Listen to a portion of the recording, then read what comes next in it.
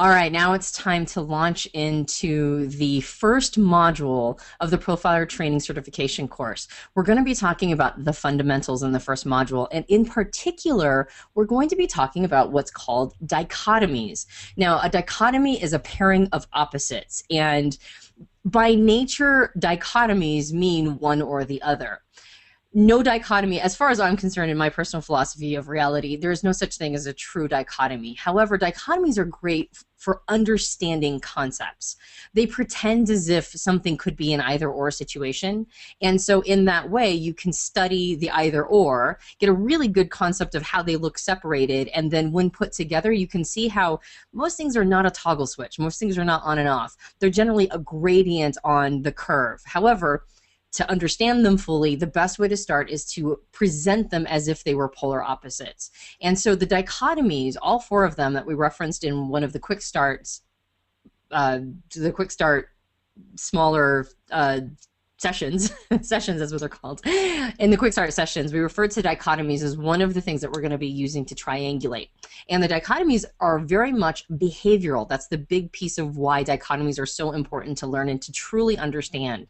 But in this case, we're not just going to be talking about their behavioral component. We're also going to be talking about the mindset or a portion of the wiring that influences the motivation of the behaviors. So we're going to start in with the very first dichotomy, which is introversion and extroversion. Now, introversion and extroversion of all of the dichotomies is probably the most imprinted into social consciousness. If you talk about judging and perceiving, which we'll get to in the fourth session, if you talk about judging and perceiving, most people don't really know what that means or have any familiarity around that. They have some concept of what the words independently mean, but they don't understand them as a dichotomy or a matching of opposites. However, if you talk about introversion and extroversion, most people will not only know what you're talking about or believe they do, but they'll tell you what they are. Oh, I'm an extrovert, or I'm an introvert. We get this concept that we know what we're talking about when it comes to introversion and extroversion because that's a pairing of words that we hear bandied about a lot. Now, that's not a bad thing. It's really good that we have portions of personality psychology infiltrating into social consciousness. That's what we want. We want people to understand themselves better and better. However, that said, the general concept of what introversion and extroversion is not exactly what it originally was intended to relay. For the most part, people are overvaluing or married to the behavioral component of introversion and extroversion without really understanding what the root is. So that's what we're going to do. We're going to launch into what introversion and extroversion actually is, all right? And if you can understand it at its foundational root level, you can really start to see when behaviors that are tagged as or categorized as introverted, you can start realizing, well, that's actually has nothing to do with introversion, or something is categorized or tagged as extroverted, and you can go, yeah, I don't think that's actually extroversion that you're talking about there. And so in that way, you become obviously a better, more educated profiler. So before we get into what it is, let's talk about what introversion and extroversion is not, all right? It is not the difference between a social butterfly and an antisocial. That is oftentimes what we get imprinted in our minds when we hear these terms in public consciousness or social consciousness. An introvert is somebody who's shy, who is retiring, who doesn't really like parties. You'll see a lot of maybe Facebook memes about how introverts are like just asking when they can leave a party. And so we get this concept that that's what introversion is. It's when people don't really like to have to be around other people. And on the other side of the coin, we have this concept that extroverts are bombastic and loud and love to interact with people and are the life of the party or the class clown. And we get these really separate behavioral components imprinted in our minds as the actual difference between introversion and extroversion, and that's not it. There are some introverts that are quite social, and there are extroverts that can be very shy. So it's not the behavior, it's the root of the behavior or the seed of motivation that we're looking at. And just to give you kind of a concept of where we can see this spotted in the wild, it's about a 50-50 split. All right. So about 50% of the population is introverted and 50% of the population is extroverted. When I referenced a book in one of the quick start sessions, I mentioned David Kiersey's book, Please Understand Me, which again is one of the most accessible and probably the most popular of all the Myers-Briggs personality tools or books out there. And Kiersey posited that only 25% of the population was introverted and a full 75% of the population was extroverted. Now, he did that study, or that study was done, the one that he was referring to, that study was done on high school students, which is the most extroverted time period in your life. And so unfortunately the data was skewed. When you look at any of the other basically breakdowns, personality type breakdowns of any other studies. There was one that was done by University of Alaska, which was great. There was like 20,000 people who were studied, and it was pulled from all different demographics. When you look at ones that are have a little bit more of a control to them, it appears as if there's a 50-50 percentage breakdown. So 50% of the population is going to be introverted and 50% is going to be extroverted. Now, that said, what do we mean when we're talking about introversion and extroversion? Are we talking about, if we're not talking about social butterfly and antisocial, what exactly are we referring to? Well, really what it comes down to is how an individual manages their personal energy, all right? How do they manage their personal energy? And the way they manage their personal energy is going to differ by this, and this is the important thing right here. What I'm about to say, this is the foundational component of introversion and extroversion. Which world is the real world to you? All right, which world is the real world? For an extrovert, it's the outer world. And for an introvert, it's the inner world, the world inside them. Now, I know that that feels a little abstract, so I'll break that down and give it more specificity. But fundamentally, at a core level, the difference between an introvert and extrovert is which world is the real world, the inner world or the outer world. So the reason why an introvert needs more alone time than an extrovert is because their inner world is the real world. When they engage with the outer world is going to give them feedback that doesn't gel with how they feel inside. Something's not matching up, right? Because I personally have never observed a situation where somebody's inner world experience perfectly matches up to the outer world feedback that they get, right? There's always going to be something that the outer world tells you that is not 100% gelling with how you feel inside. Because the inner world's the real world to an introvert, when they get these two conflicting pieces of information, when the outer world is giving them feedback that's not gelling with how they feel inside, they need to figure out why there's an incongruity. There's an inconsistency here, and they're trying to figure out why. Now, just think of it like an accounting ledger. Think of it like two different columns of numbers, and they're not adding up at the bottom. And so you have to go back through the numbers. What's wrong here? Where was the number off? What, did I forget to carry an integer? What's going on? And it's the same process that an introvert has to go through when the outer world is giving them feedback that doesn't match their inner world experience. Now, obviously, the more incongruity, the less it matches, the more work that has to be done by the introvert. And so that process of trying to match up those two columns, trying to reconcile those two pieces of information, that is taxing, right? Like you would imagine, that's work, right? The introvert has to work for it. And because they have to work for it, that means that they have to expend energy engaging with the outside world that doesn't match their inner world experience. And so their energy management becomes very protective. It's more about being within themselves, because eventually they'll get to a point where they just can't do that anymore. They're just too tired, too exhausted. They're just too, that's just too much for them.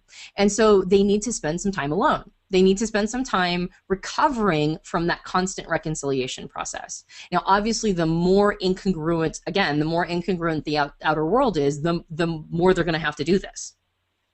For an extrovert, on the other hand, the outer world is the real world. That's the world where they get their feedback or their information about how things are actually operating.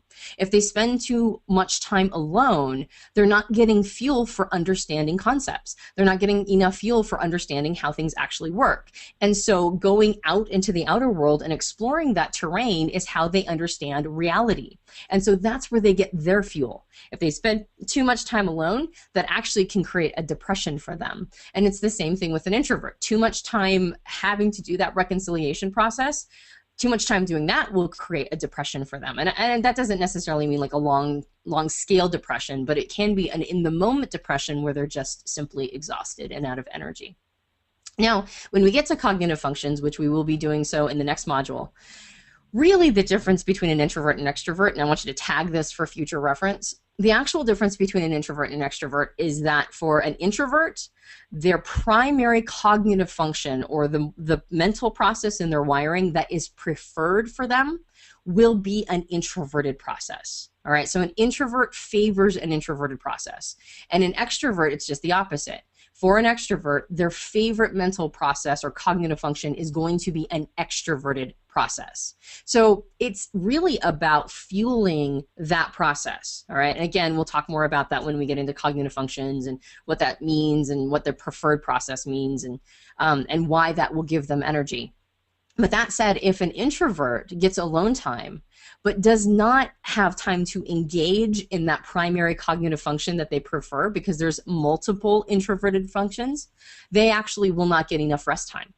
And for an extrovert who is able to engage in the outer world but isn't able to engage in their extroverted preferred cognitive function, that also will not give them energy. So it's really about that primary cognitive function. That's the important thing. And those will match the introverted or extroverted, what's called attitude of the person.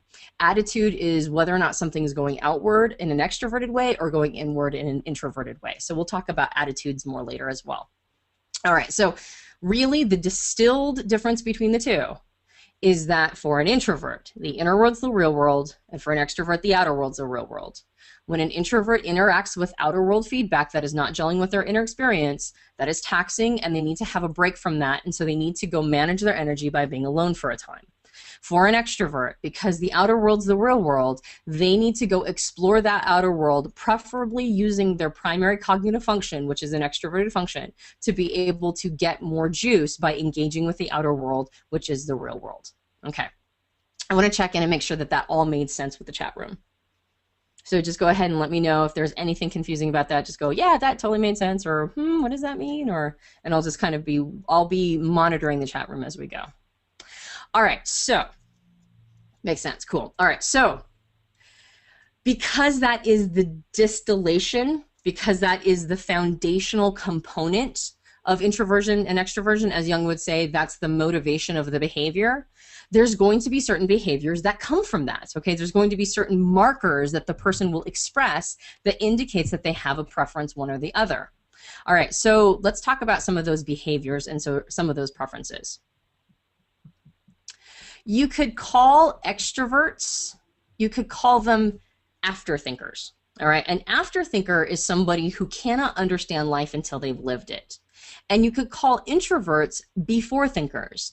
They can't live life until they've understood it. So an afterthinker, an extrovert goes out because this is the real world. They have to engage with the real world in order to be able to understand how that works. So they have to live life so they can understand it. You'll see a lot of the extroverted types not really know what their decision is, like the decision they want, until they start engaging already, or unless they've already engaged with that thing before. Engaging with it is how they understand how it works, because that's the real world, right? We understand how the world works by engaging in it. An introvert, on the other hand, is more hesitant. So they don't want to just run out into the outer world and start exploring things and end up in a place where they're going to have a lot of incongruities thrown at them. That's going to be horrible energy management. So they have a tendency to try to understand what they're going to be getting themselves into before they get there. And so they become before thinkers. And so this is a really interesting distinction between the two. And that's why a lot of times introverts will see extroverts as being cavalier, and extroverts will see introverts as being overly protective or scared. And it's actually not cavalier or fear. That's not what we're talking about. We're not talking about somebody who's like a lot better at living life than the introvert is, or we're not talking about somebody who's a lot more cavalier than the introvert, or vice versa. We're talking about people who simply have a mechanism for understanding reality in a profoundly different way. And introversion and extroversion it's a simple one, but it is a big one. And understanding how this works is a big piece of recognizing whether or not somebody is an introvert or an extrovert. Now, when you're profiling, oftentimes this will be a big question in people's minds. They'll think they know what the difference is. They'll have heard some of the descriptions, and they're like, well, I kind of actually like being at parties, but then at the same time, I also need a lot of alone time. So really understanding the difference between these two mind frames is a big piece of helping other people understand how their process works. Now, as you can imagine, an extrovert, because they're an afterthinker, is a lot less hesitant of new experiences. They're going to be a lot more likely to, to go, yeah, sure, let's go try that thing. Let's go figure that out, because that's more information for them. It's more content. It's more understanding of the world. And they have a tendency to be a lot more open to new experiences. Now, this is not 100%. Again, an extrovert is somebody who favors their extroverted process. And so their process might be one that's more cautious. The extroverted process might be more cautious. That said, even the most cautious of the extroverts is probably going to be a lot more willing to be thrown into a new situation than an introvert is, because an introvert is going to be more protective. This new experience might be taxing for them. It might not be that it's unsafe, it might just be poor energy management. So an introvert is going to be a little bit more hesitant of throwing themselves into new experience. How they show up, their body language, their tonality, the intonation, the word choices, all these things are going to come from whether or not they're an introvert and extrovert. But the most interesting of them is generally how they're using their vowels and their diaphragm. And when I mean how they're using their vowels, it's actually more how they're using their mouth to state vowels. For an extrovert, well, just to back up just a little bit, the reason why how they're using how they're stating their vowels is important distinction between the two is that for an introvert, because the outer world is a world that they have to continually reconcile, one of the reasons why they won't just throw something out into the outer world is because now they may have broadcasted something that they don't agree with. And then now what they don't agree with is now in the outer world. And their inner world now has to reconcile this piece of information, and that's an energy drain. So basically, the introvert has done it to themselves. If they misrepresent themselves to the outer world, now they have created for themselves more work. All right. And that's poor energy management. And most introverts figure out early on, don't do that, right? If somebody asks you a question, don't just start talking, hold back, think about how you feel internally about it, and then present the information. And that way you haven't broadcasted something that is not resonating with you. On the other hand, extroverts don't experience that. They don't have to, they don't have to figure out this piece of reconciliation. So a lot of times extroverts will just start talking when you ask them a question. They have no problem broadcasting their thoughts. And as an extrovert, think that I'm pretty obviously an extrovert to most people, no matter where they're at in the profiling process. But for me, there have been many times when I've started talking, when somebody's asked me a question, or we're just brainstorming, and I start talking, and I get about, I don't know, quarter to halfway through the thought, and then I'll go, yeah, no, I don't believe that at all. That's not my opinion at all. And the person will look at me like, well, then why did you start saying it? It's because, well, I was just trying it out. A lot of times extroverts need to be able to brainstorm or say things in the outer world so they can hear it in the world that they use to calibrate reality. They're broadcasting concepts and ideas into the outer world so they can hear it in the outer world. And that way they can understand whether or not it's something that they feel or think or believe. And so extroverts have a tendency to broadcast. They have no hesitation about answering questions for the most part.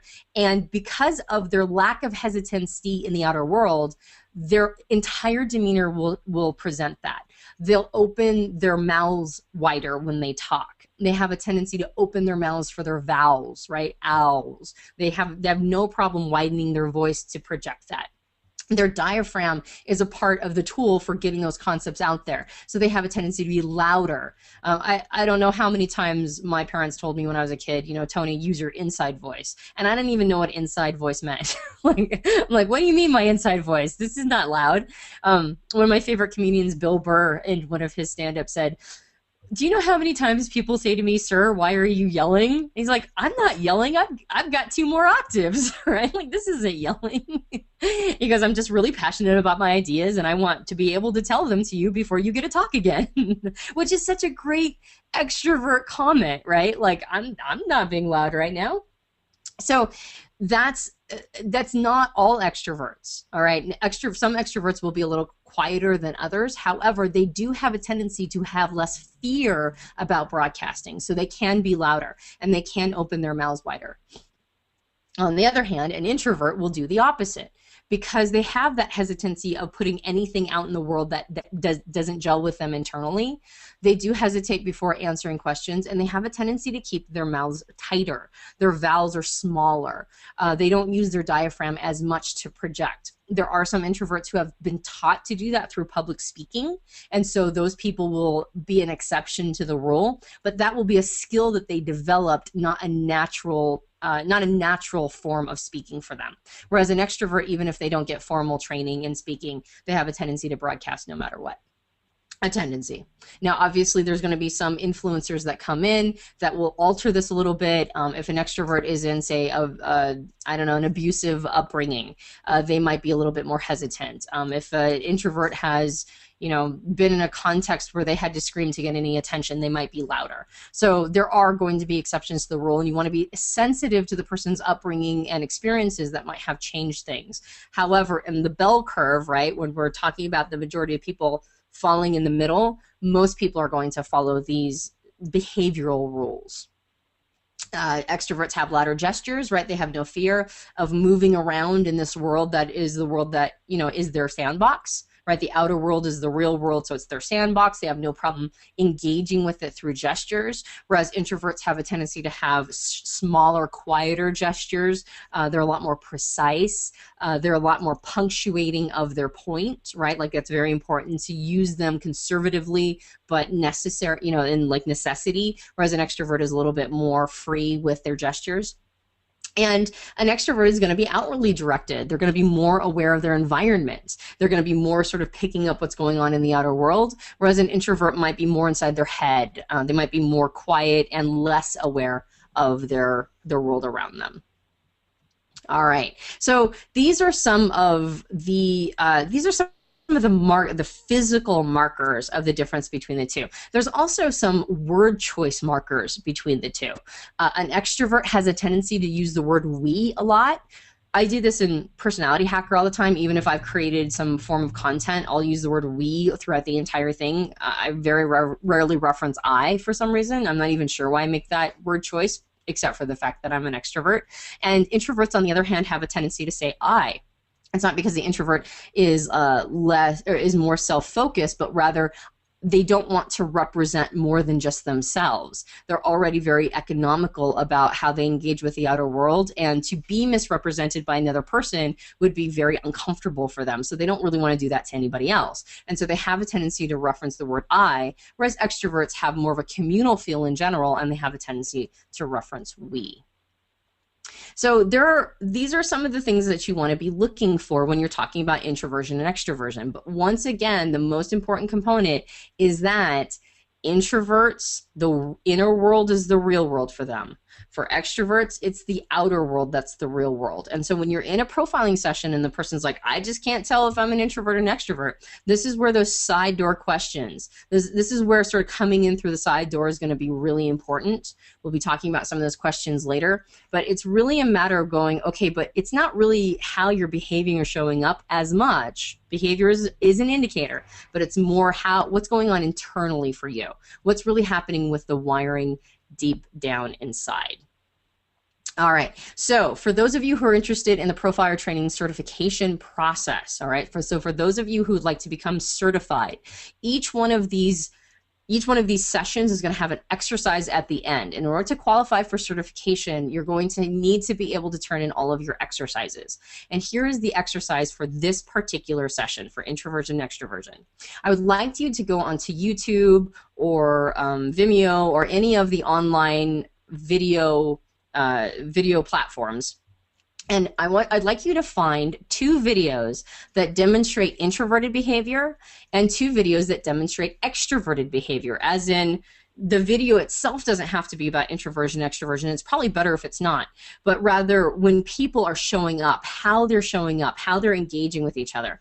If you can get a video that has an introvert and extrovert together, and that's an example of, one of the examples of the two, and then you kind of point out, well, this is why I think this person's an introvert, and this is why I think this person's an extrovert, that would be ideal. I just need 2 examples of introversion and 2 examples of extroversion. And then what I'd like you to do is in the members area, put a comment down and link to the videos that and have an explanation underneath the session of why you thought the person was introverted and why you thought the person was extroverted in each of those videos.